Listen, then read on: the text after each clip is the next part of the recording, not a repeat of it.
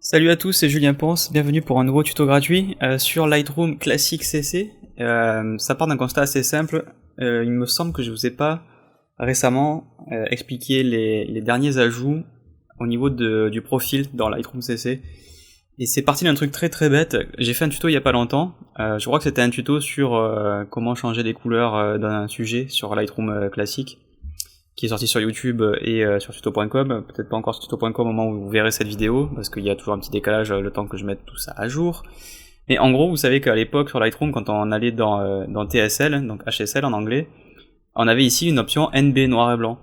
Et je me suis retrouvé piégé il y a pas longtemps, puisque depuis la mise à jour de début avril 2018 sur Lightroom Classic CC, donc le Lightroom que vous avez là à l'écran, pas le nouveau Lightroom CC qui est issu de la version mobile, et dédié d'ailleurs au développement en mobilité, ben là en fait le bouton noir et blanc a disparu et maintenant vous le trouvez dans réglages de base, c'est-à-dire qu'on passe du mode couleur à noir et blanc en cliquant ici sur noir blanc et en cliquant ici sur couleur.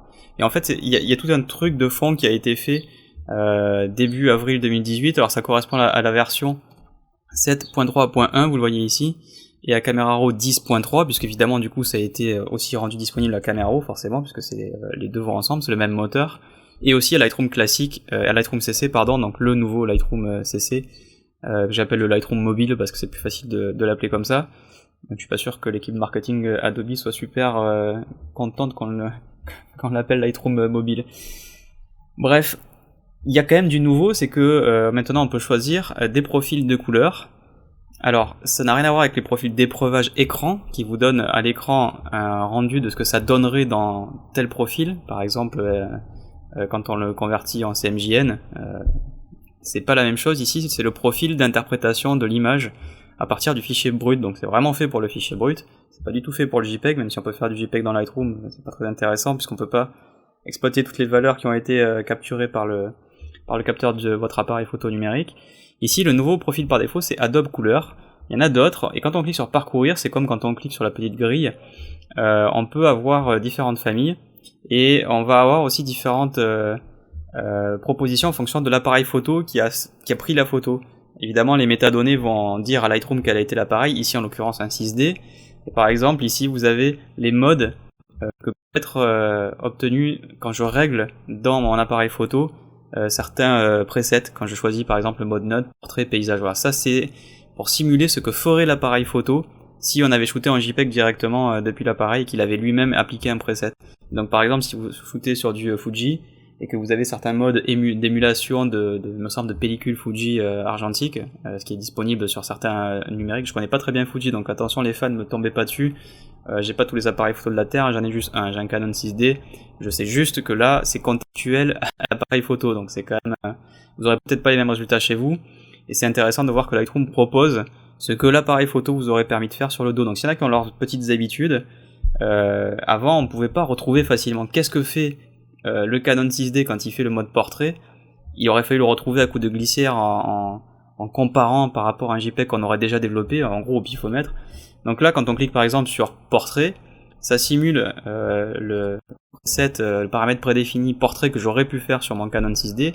Vous avez ici le avant-après entre le Adobe Color et le portrait du Canon 6D.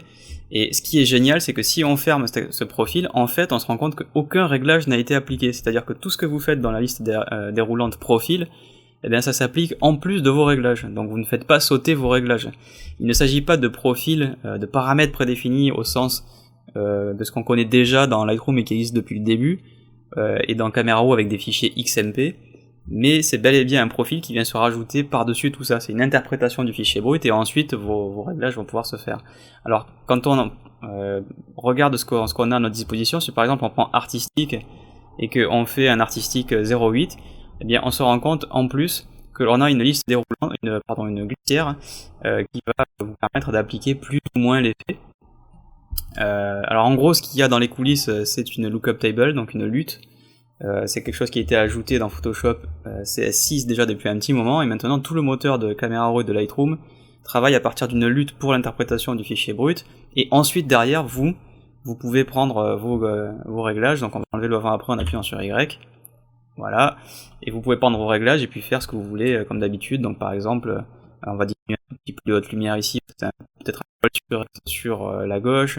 On va peut-être envoyer un peu de contraste, n'importe quoi. En l'occurrence, envoyer du contraste après à diminuer la haute lumière, c'est un peu bête, mais voilà, vous avez bien compris que faire tout comme d'habitude sur une photo sans aucun problème. Ça ne va pas modifier des réglages ni existants ni ceux que vous allez faire. Donc c'est vraiment un moyen d'interpréter une image et même en fait plutôt une série d'images. Pourquoi ? Parce que comme par défaut on a Adobe Couleur et que du coup on n'a pas de profil différent qui s'applique en fonction des fichiers bruts et des différents boîtiers, ça veut dire que si vous shootez avec plusieurs boîtiers à un même endroit, on va dire avec les mêmes conditions de lumière, les mêmes réglages sur le dos, vous avez forcément des différences entre les boîtiers. Bon, ça c'est normal, on ne pourra pas les gommer, hein. Mais ensuite, quand vous amenez ça dans un logiciel, ils vont être interprétés différemment en fonction des caractéristiques des fichiers bruts. Entre un Nikon et un Canon, on n'a évidemment pas la même chose. Le fait de les interpréter dans un même profil de couleur vous assure, en tout cas vous garantit un peu plus, que vous aurez un rendu similaire de vos photos. Évidemment, si les réglages étaient identiques à la prise de vue. Donc c'est un moyen d'interpréter des séries de photos plus facilement, d'unifier des shoots qui auraient été faits à plusieurs avec plusieurs boîtiers, et vous pouvez en plus trouver facilement sur la net des profils à installer. Si vous êtes sur Windows, et je vais essayer de retrouver où c'est, mais on va aller sur C. Donc sur Windows, c'est un dossier qui est caché par défaut, c'est Programme Data, et puis ensuite on a Adobe, Camera Raw, Settings, Adobe, Profile. Alors la hiérarchie est un peu balèze. Et là on retrouve, vous le voyez, les familles de profils, hein, si je vais dans la grille. Voilà, vous avez artistique, moderne, NB, vintage, et on les retrouve ici. Donc quand vous les installez, si vous en trouvez sur la net, si vous en achetez, alors ça vient aussi sous forme de fichier XMP, mais ne vous y méprenez pas, ce n'est pas un paramètre prédéfini. Un paramètre prédéfini, lui, nous ferait sauter tous les réglages que l'on aurait fait dans Lightroom, puisque c'est un paramètre prédéfini de réglage. Là, il s'agit bel et bien d'un fichier de lutte pour l'interprétation des fichiers bruts. Certains, comme par exemple la couleur, vont gérer des transitions entre certaines couleurs de manière plus souple, plus lisse. Donc c'est pas juste un réglage, c'est vraiment la façon dont les couleurs du fichier brut et les données sont interprétées. C'est vraiment une façon de lire le fichier brut de différentes manières. Et on a évidemment aussi un pour le noir et blanc qui correspond au mode noir et blanc ici, sur la droite. Donc vous avez ensuite un qui est adapté pour le portrait, donc pour mettre un peu plus en valeur les tons de la peau. Vous en avez un qui est vif, qui va vous booster les couleurs, donc jouer sur la saturation des couleurs du fichier brut, avant même que vous puissiez faire de la vibrance ou de la saturation. Et puis il y a ensuite les autres, comme on a vu par exemple en vintage, moderne, noir et blanc, etc. etc. Donc c'est quelque chose qui est plutôt bienvenu. Pourquoi ? Parce que ça donne un contrôle supplémentaire pour créer des séries d'images qui ont les mêmes caractéristiques, et si ça vous permet en fait en tant que photographe d'ajouter un petit peu votre patte et de retrouver votre patte assez facilement. Et éventuellement, une fois que vous avez créé vos profils en fonction de vos caméras, si vous travaillez avec plusieurs marques, ça permet aux photographes qui travaillent avec plusieurs boîtiers de marques différentes ou pour du travail en équipe, éventuellement de s'accorder sur un profil à la retouche qui va garantir que la série de photos développée à plusieurs mains ou à plusieurs boîtiers, ou à plusieurs boîtiers, va rendre un petit peu mieux.